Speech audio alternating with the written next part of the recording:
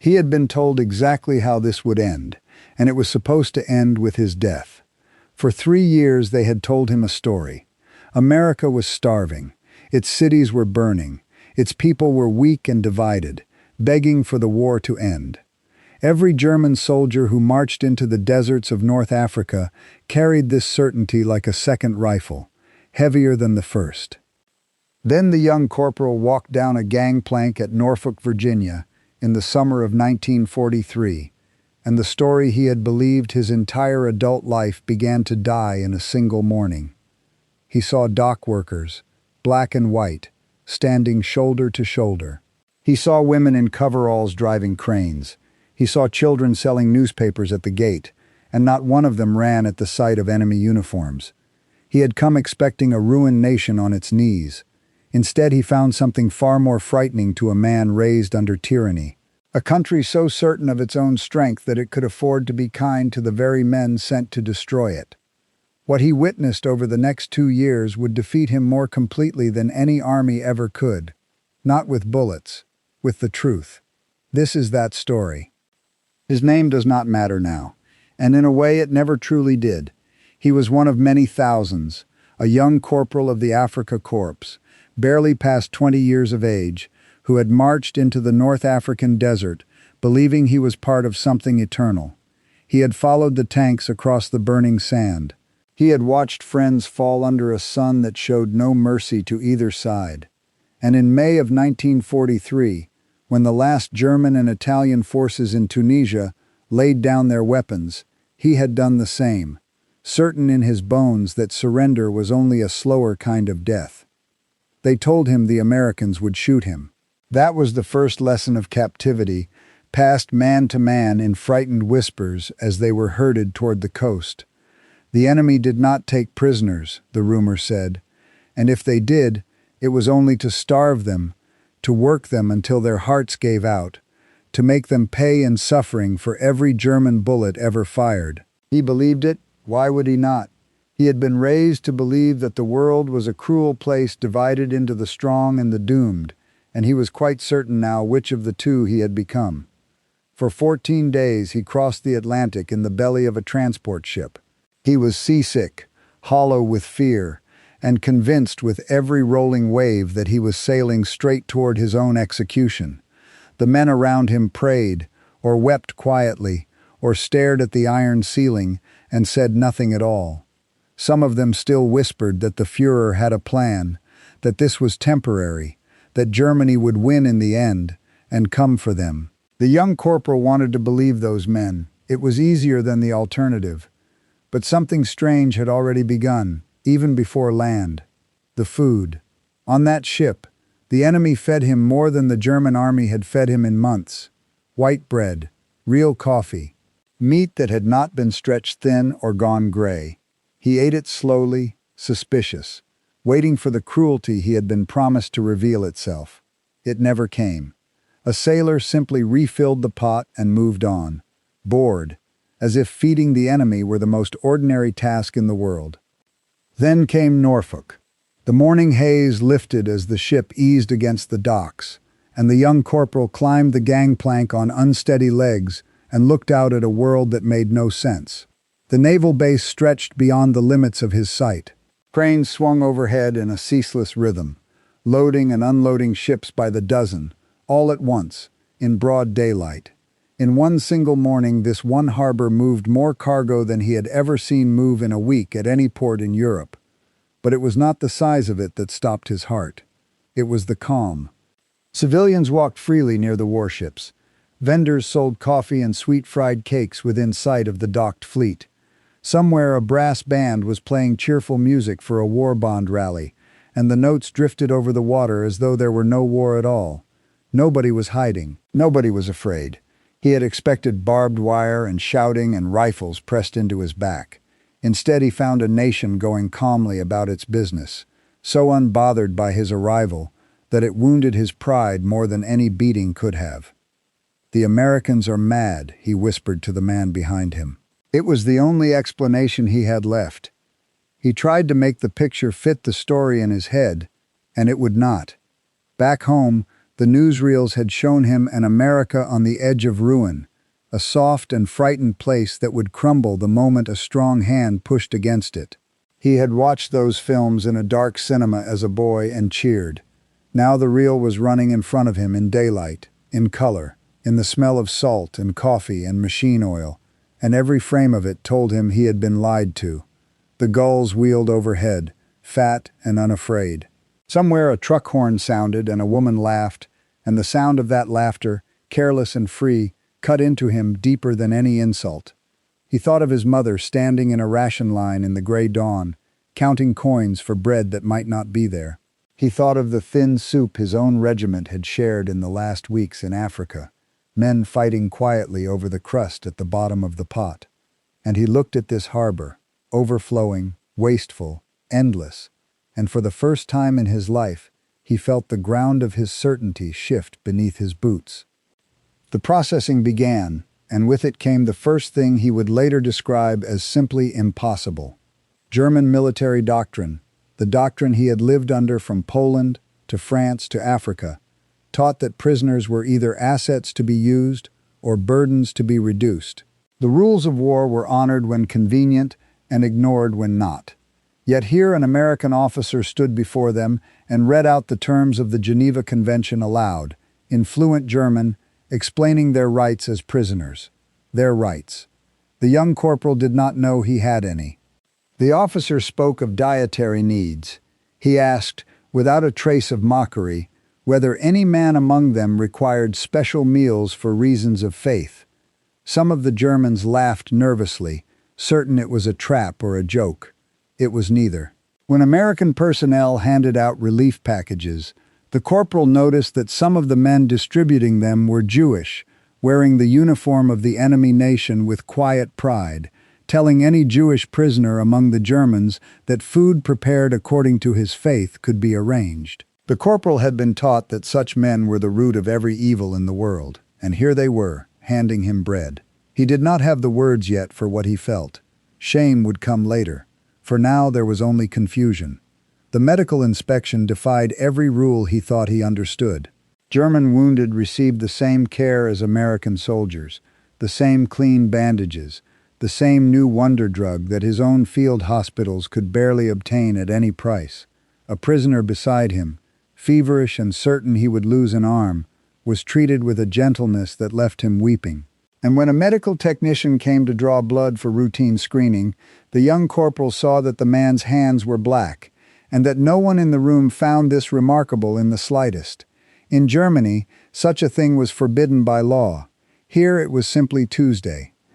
But the sight that undid him came at his first meal on American soil. They led the prisoners into a mess hall, where American sailors were already eating, the very men whose ships the Germans had tried to sink, whose convoys they had hunted across the black water of the Atlantic. Enemies who had spent years trying to kill one another now stood in the same food line, ate the same meal, sat within a stone's throw of each other under the same roof. And the Americans did not care. They did not glare or gloat or spit. They leaned toward a radio in the corner, arguing loudly about a baseball game, far more interested in the fortunes of some distant team than in the defeated enemy sitting 50 feet away. The young corporal sat with his tray and could not eat. He had prepared himself for hatred. Hatred he could have understood. Hatred would have confirmed everything he believed about the world, about the war, about the natural order of the strong crushing the weak. What he could not understand was this vast, easy indifference, this refusal to treat him as the monster he had been trained to be. It was as if his entire war, his entire cause, his entire life had been declared too small to bother hating. The afternoon passed in a blur of forms and questions and orderly lines, and through all of it the Americans treated him not as a captured monster, but as a problem to be processed with paperwork, which was somehow worse. He kept waiting for the mask to slip, for the guard to reveal the cruelty he knew must be hiding underneath. It never slipped, because there was nothing hiding underneath. What he saw was simply what there was. He began to understand, dimly, that a nation this rich did not need to be cruel to feel powerful. Cruelty, he realized, was the tool of men who were afraid, and these men were not afraid of him at all. That night he lay awake among rows of sleeping men and tried to hold on to the certainties that had carried him this far. Germany was strong, America was weak, and would soon collapse. He was a soldier of a master race, temporarily caught, soon to be vindicated. He repeated the words to himself in the dark like a prayer, but the words had begun to feel thin, like paper held up against a rising wind. He did not yet know that he stood at the front of a great tide. Behind him and after him would come hundreds of thousands more, until more than 400,000 German prisoners were scattered across the American interior, held in camps from the deserts of the Southwest to the farmlands of the Great Plains. He did not know that the men around him were already beginning to divide, quietly, into those who clung to the old faith and those who had started to doubt. He did not know that the deepest battle of his war would not be fought against American guns, but inside his own mind, against everything he had ever been told was true. He knew only that he had crossed an ocean expecting to find a dying enemy, and that instead, on that first strange day at Norfolk, he had begun to suspect the most dangerous thing a true believer can ever suspect, that the enemy might not be the liars, that the liars might have been the men who sent him here. The train would come in the morning, and the train, he would learn, was only the beginning. The train that carried him inland was the second impossibility. He had been moved by rail before, in Europe, and he knew what prisoner transport meant. It meant cattle cars. It meant standing room only, no water, no light, the doors bolted from outside, and the world reduced to the cracks between the planks. So when the guards led the Germans onto the platform at Norfolk, the young corporal braced himself for the boxcars. There were no boxcars. There were passenger coaches, real ones, with cushioned seats and windows that looked out on the countryside, the same coaches an American might buy a ticket to ride. The prisoners filed aboard, disbelieving, and sat down on upholstery softer than the beds they had slept in as free soldiers. A guard walked the aisle, but he seemed more concerned with the schedule than with the men, and he did not shout, and he did not strike anyone, and after a while he leaned against the wall and read a newspaper. The train pulled away, and the enemy country unrolled before the glass. The Americans made no attempt to hide anything. That was the part the young corporal could not get past. In Germany, troop movements were secrets, factories were camouflaged, the whole apparatus of war was hidden behind fences and lies. Here the train rolled straight through the open heart of the nation as if the prisoners were tourists rather than enemies. At a great station in the capital, the coaches stopped, and hundreds of ordinary Americans crowded the platform, and the Germans pressed to the windows to watch. What they watched broke something in them, quietly. American families were seeing their own soldiers off to war. Young men in fresh uniforms, bound for training camps, stood on the same platform as the enemy, separated only by a pane of glass and a guard who was mostly directing foot traffic. Wives kissed their husbands goodbye without shame, out in the open, in front of everyone. Children waved small flags.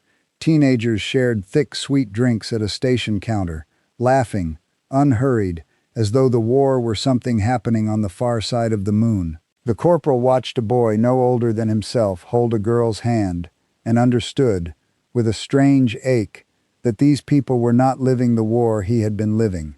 They were not afraid. They were sending their sons to fight him, and they were doing it with milkshakes and marching bands. Beside him sat an older sergeant, a hard man with the eyes of a true believer, and the corporal saw the sergeant's jaw tighten as he watched the same platform. "This is a trick," the sergeant muttered. "They stage this for us. They want us to think they are happy." The corporal said nothing, but he had been a soldier long enough to know the difference between a performance and a life, and what he saw through the glass was not a performance. No nation could rehearse this many people, this much ease, this many small, unguarded kindnesses passing between strangers. The sergeant needed it to be a lie, because if it was not a lie, then everything the sergeant had killed for was a lie, and that was a thing a man like him could not survive believing. The corporal understood the sergeant perfectly, because he felt the same terror pulling at his own chest. But he could not make himself look away from the window. Then the factories began. The train ran past an aircraft plant so large it seemed a city unto itself, its name painted in letters tall enough to read from a mile away. In the parking lots, hundreds of automobiles sat gleaming in the sun, and the corporal realized with a jolt that these were not government cars. They belonged to the workers. Ordinary laborers drove their own automobiles to build the bombers that would rain fire on his homeland. And there the bombers stood, lined up in the open, waiting for delivery, so many that a prisoner 2 seats down began to count them under his breath and then stopped, because the number was too large to matter. No camouflage, no fences, no fear that the enemy might be watching. The Americans simply did not care that he could see. Their strength was so total that secrecy had become unnecessary, and that casual openness frightened him more than any hidden weapon could have. Through the coal country and the steel country the train ran on, hour after hour, and the night did not darken the way night should. The sky over the mills glowed orange, a false and constant dawn thrown up by furnaces that never stopped burning, not for air raids, not for anything. Around every plant spread mile upon mile of workers' housing, and these were not barracks. They were houses, real houses, each with a patch of garden, each with electric light burning yellow in the windows, each with a wire on the roof for a radio. Every family, it seemed, had its own home, its own light, its own voice from the air. In the darkness of the coach, the young corporal looked at those thousands of glowing windows and felt something he could not name, a grief for a lie he had loved. At one stop, he watched the workers change shifts. Men walked out of the plant gates carrying lunch pails, wearing leather shoes and wristwatches, and climbed into their own cars to drive home. One of them, waiting near the tracks, took a bite from an apple, decided he did not want it, and threw the rest away. Then he took a fresh apple from his pail and ate that one instead. The young corporal stared. He had watched grown men, soldiers, fight over the scraps at the bottom of a ration tin in the desert. He had seen hunger turn friends into strangers. And here a common laborer threw away half an apple because he felt like a different one. The casual waste of it was almost violent. It was the waste of a people who had simply never known what it was to have nothing. After 3 days, the train delivered them to the camp, and the camp was the third impossibility, and by now the young corporal was almost too tired to be surprised, and yet the camp surprised him still. It sat on the wide, flat land of Texas, a great orderly grid of wooden barracks that had been built by the enemy for men like him. He had expected a pit. He found instead buildings with electric lights in every room, not oil lamps. There was plumbing inside, toilets that flushed and taps that ran hot water. In a prison, for prisoners. Each man had his own bed, with a real mattress, sheets and blankets, not a sack of straw on a plank. There were halls set aside for recreation, with tables for games, with musical instruments, with a library of books. A neutral inspector who toured the place would later report that the conditions in the camp met the requirements of the Geneva Convention, and in many cases surpassed the lives these very men had known back home in Germany. The young corporal read that sentence in the inspector's own careful words much later, and he never forgot it, because it was true, and the truth of it shamed him. That first evening he walked the length of the compound in the dying light, and tried to take the measure of the place, and everything he touched argued against the war he had fought. The barracks smelled of clean pine and fresh paint, not of mold and men. Water came hot from the tap when he turned it, and he stood there a long moment with his hands under the stream, remembering the frozen mornings when water had been a thing to be broken from a bucket with the heel of a boot.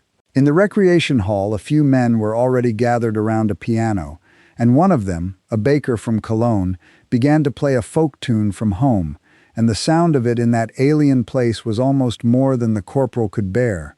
He had crossed an ocean as a defeated enemy, and his jailers had given him a piano. The camp commander addressed them in German. He had studied the language at a university before the war, and he spoke it with respect, and he told them the rules. But then he told them something that made no sense to a soldier of the Reich. Inside the compounds, he said, the prisoners would largely govern themselves. They would elect their own spokesman. They would organize their own activities, run their own schedules, manage their own daily lives within the boundaries of the camp. Self-government for the enemy. The corporal did not know whether to call it weakness or a trick. It would take him a long time to understand that it was neither. It was confidence. The Americans were so sure of their fences that they were willing to let the men inside them practice being free. By late summer, the labor began, and with it came a shock, dressed as an ordinary paycheck.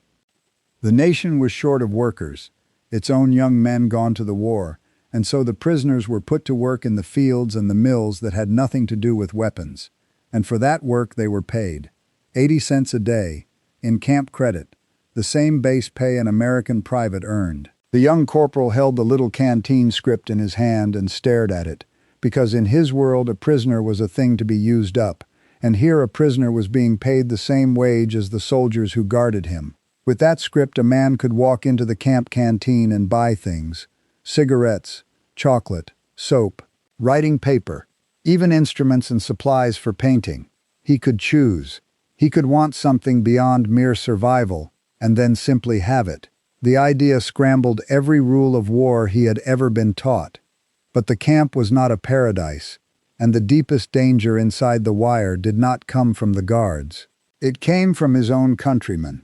The prisoners had begun to divide, quietly and then not so quietly, into those who still believed, and those who had begun to doubt. The hard men, the true believers, held the compounds in a grip of fear. They watched who read which books.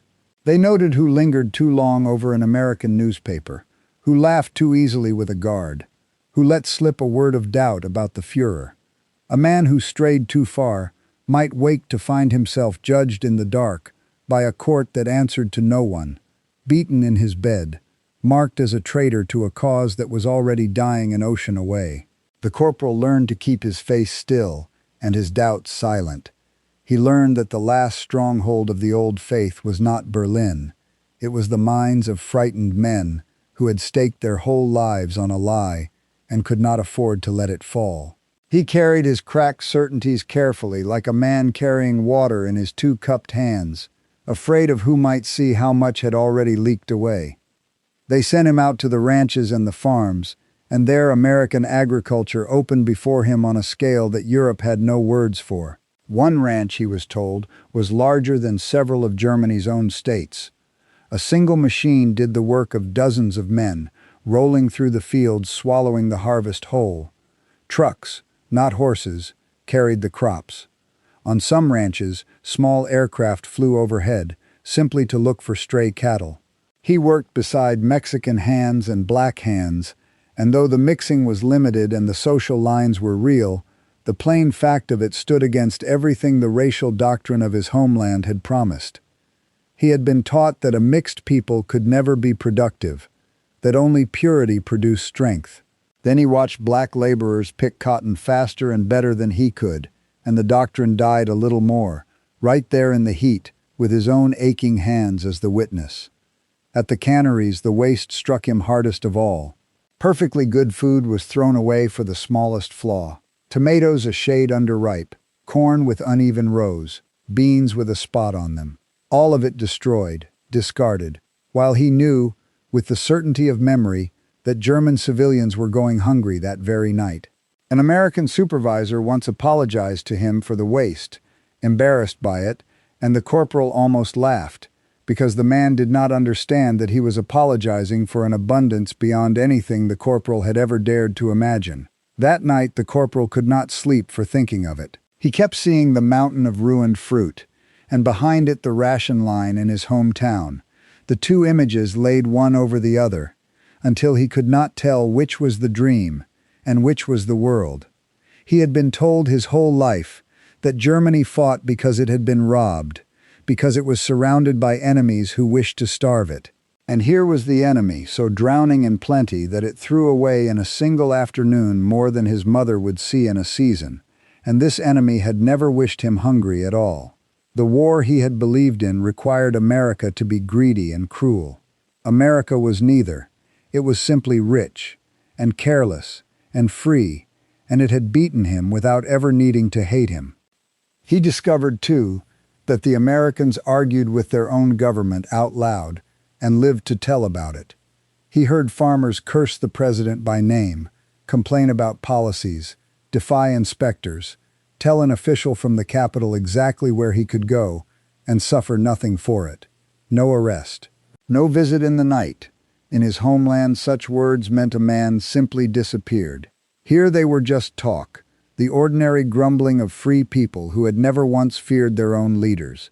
And slowly the young corporal began to see that this loud, messy, disrespectful freedom was not the weakness the newsreels had promised. It was a kind of strength he had no name for. On a supervised trip into town near the holidays, he was given a rare look at the ordinary life of the enemy, and the ordinariness of it was the most subversive thing he had ever seen. The shop windows were full. The street was full. People moved without the stiff caution he had known all his life, without the reflex of glancing over the shoulder before they spoke. An old man argued cheerfully with a shopkeeper over the price of a hat. A mother scolded a laughing child. Nobody marched. Nobody saluted. Nobody watched. And it came to the corporal, standing on that sidewalk in his prisoner's clothes, that he had been taught to pity these people, to see their freedom as chaos and their peace as decadence, and that he had been taught wrong. This was not decadence. This was what his own leaders had promised and never delivered. This was a people at ease inside their own country, and he had crossed an ocean to destroy it, and he no longer remembered why.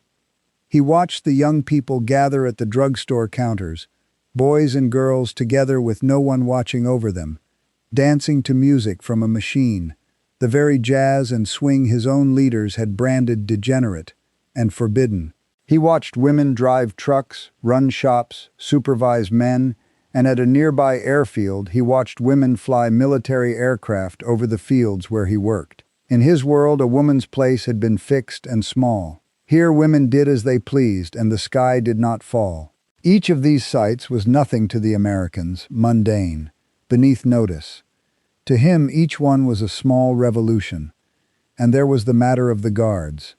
Sometimes black American soldiers stood watch over him, gave him orders, and expected to be obeyed. Several of his comrades demanded to be transferred rather than take a command from a black man, and the camp administration heard their objections and ignored them entirely. Yet the corporal also saw the deep contradiction underneath. He, an enemy of the nation, could eat in a town restaurant that would turn away the very black soldier guarding him. He could sit in the main section of a picture house where his guard was not allowed to sit. He was treated better, in some rooms, than an American citizen who had done nothing but be born with darker skin. The injustice of it confused him almost as much as the kindness had. Nothing in his tidy doctrine of the strong and the weak, the pure and the impure, could account for a country so generous and so unfair at the very same time. There was one more thing, and it was the quietest and the most powerful, though he did not know its full shape until years later. The Americans were teaching them. Not with lectures and slogans, not the way his own country taught, but with a library that grew and grew, filled with books, including the books his homeland had banned and burned. He could hold in his hands the works of German authors his own government had declared enemies of the state, novels that would have cost him his life to own back home. There were correspondence courses from a nearby college, in English, in history, in farming, in mathematics, and the prisoners signed up for them by the hundreds. There was even a camp newspaper, written by the prisoners themselves, and over the months its pages changed, drifting away from the old marching certainties toward something searching and unsure and alive. He began to read, at first in secret, the way he had once been taught to hide forbidden things. He read a novel about the last war, written by a German who had seen the trenches and told the truth about them, a book his own country had thrown into the fire in the public square. He read history that did not flatter the powerful. He read words by authors his leaders had called enemies of the blood, and he found in them not poison, but only men trying honestly to understand the world. Each page was a small act of treason against the boy he had been, and each page left him freer than the last. He had been told that a mind must be guarded like a fortress. He was learning that a mind only grows in the open air. He did not know it, but he was inside a careful and secret program, run by educated men far away, designed to let the truth do the work that no argument could. There was no need to tell him his cause was a lie. They simply opened the doors and the shelves and the windows and let him see, day after day, what freedom looked like when it was not afraid. At night, in his bed with its clean sheets, under an electric light he was allowed to switch on himself, the young corporal would lie awake and listen to the vast quiet of the Texas dark, and he would try, as he had tried on that first night at Norfolk, to hold the old faith together in his hands. But there was too much now, the apple thrown away, the women in the sky, the books that should have been ashes, the wage in his pocket, the black soldier's voice giving an order that the world did not end for obeying. Each memory was a small crack, and the cracks were joining now into something that could not be mended. He had come to this country certain he knew what it was. He was learning, slowly and against his will, that he had never known anything at all, and winter was coming, and with the winter would come the strangest thing of all, the thing that would finally finish what Norfolk had begun. The thing that finally finished it was Christmas. He had braced for the winter, for cold and hunger and the slow grinding despair of a prisoner far from home during the season of home. What he had not braced for was kindness, and it was kindness that broke him at last. The small Texas town outside the wire, a place of perhaps a couple of thousand souls, decided that the enemy locked up on its doorstep would have a proper Christmas. The corporal never understood how such a decision was made, whether by the churches or the clubs or simply by the quiet agreement of ordinary people, but the result was undeniable.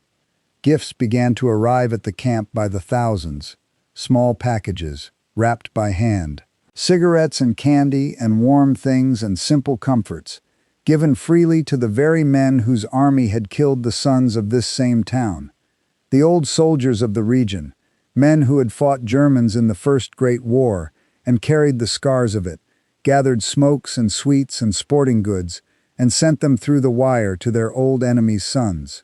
The children of the town made cards by hand and colored them with care. A great tree was raised in the main compound, taller than the barracks, strung with electric lights that burned through the night without pause, more light spent on decoration than many a German village had for any purpose at all. And the corporal, who had watched his homeland ration every candle, stood beneath that blazing tree and felt the last of his certainty come loose. Then the town choir came to sing.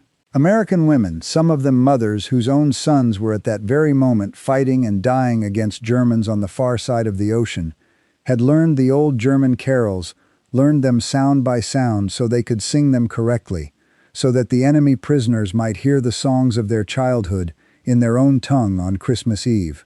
When the first notes of a carol he had known since he was a small boy rose up in the cold Texas night, sung to him by the mothers of the men his army was killing, the young corporal put his face in his hands and wept, and he was not the only one. Grown men, hard men, soldiers of a master race, stood in the glow of that tree and cried like children, undone not by cruelty but by mercy. The feast that followed was its own kind of impossibility. Roast turkey, a full pound for every man.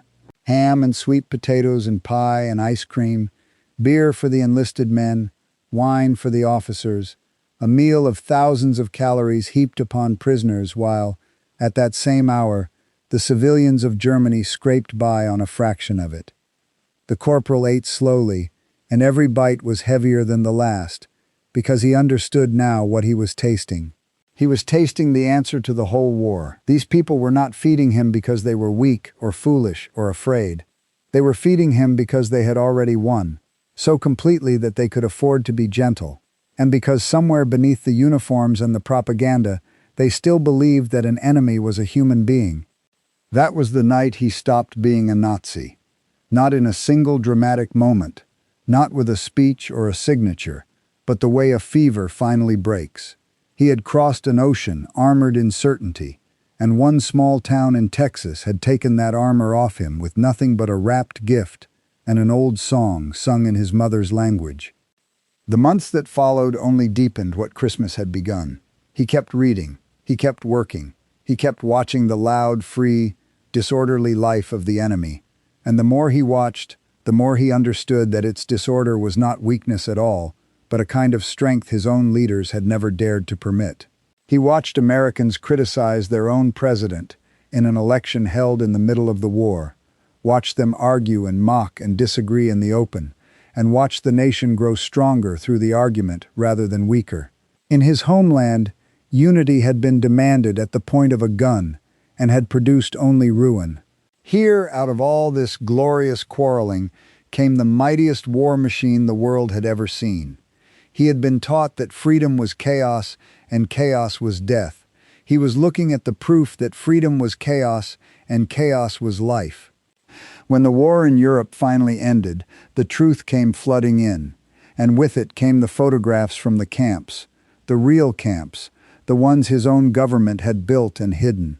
He looked at those images and understood at last the full shape of the thing he had served, and he understood how close he had come to giving his life for it. The shame of that would never fully leave him, but neither would the strange grace of where he had been sent, for of all the places in the world a defeated German soldier might have been carried, he had been carried to the one country patient enough and confident enough to show him the truth, instead of merely punishing him for having believed the lie. Repatriation came at last, and here was the final surprise, the one that told the whole story in a single fact. Many of the prisoners did not want to go home. Some of them wanted to stay in the country they had come to hate and had learned to love. A few could not bear to leave at all. One young man of the Afrika Korps, having learned that his home lay now behind a new and hostile border, slipped away rather than be sent back, and vanished into the vast American West under a borrowed name.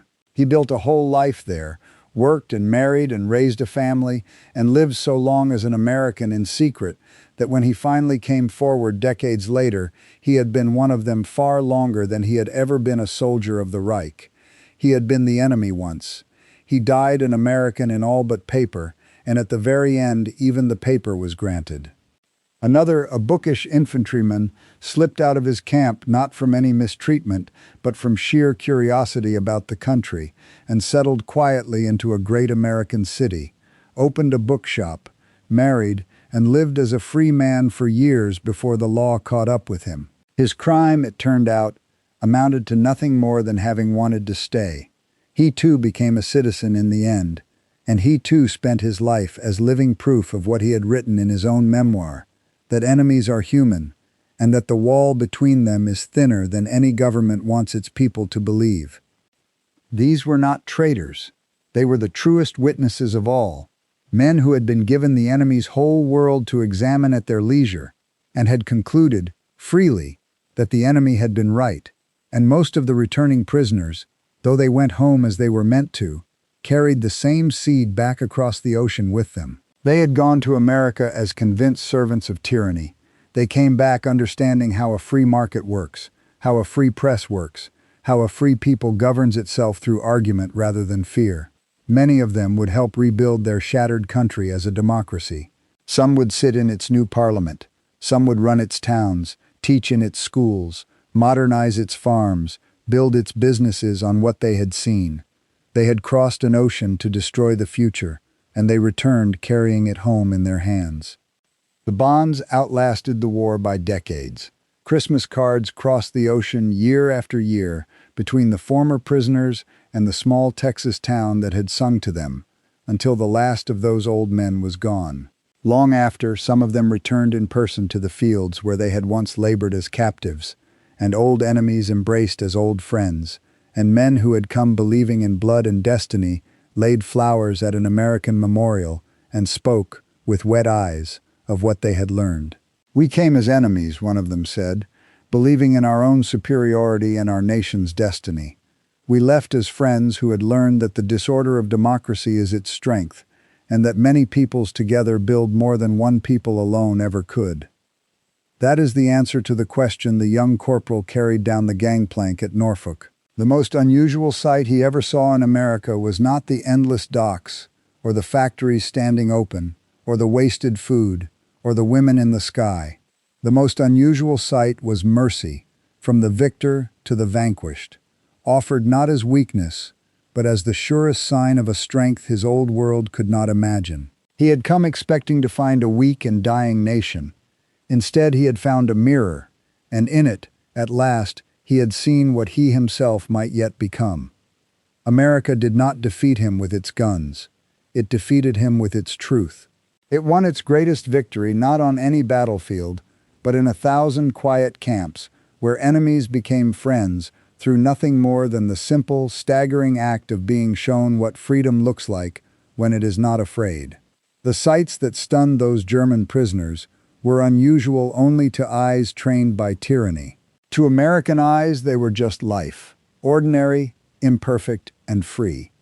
And in the stunned wonder of men who had never seen such a thing lay the quiet beginning of the long peace that followed, and the friendship of nations that had once tried to destroy each other, and the enduring proof that the deepest wars are won not by hatred, but by the plain, unbearable power of the truth.